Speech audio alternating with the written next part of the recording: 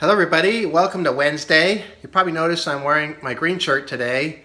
The S&P 500 didn't quite make it to the level of a green shirt. It was up 1.4%.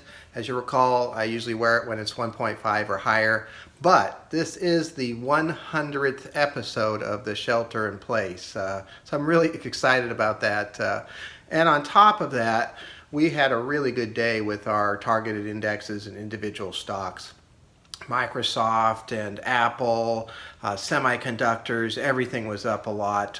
We had 3 days where it wasn't doing as well, and man, today it really came back. Pretty much what I was talking about yesterday.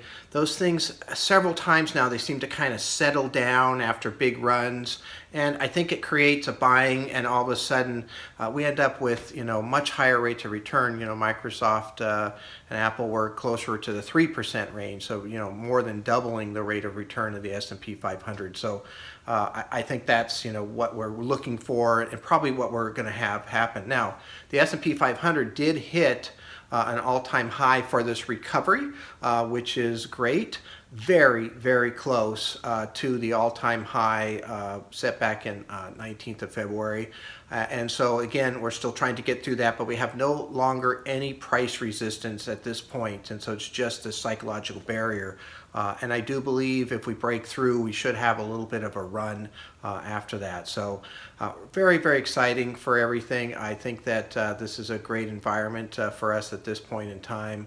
I like the portfolios that we have, and I'm very thankful for everybody that has sent all their positive thoughts and what have you about these videos, and it's kept me going, for this whole time. I have to say, it seems like it's been longer.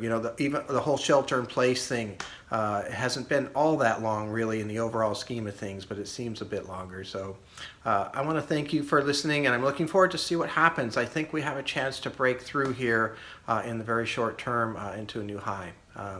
Look forward to talking to you, and I will see you tomorrow. Thank you very much.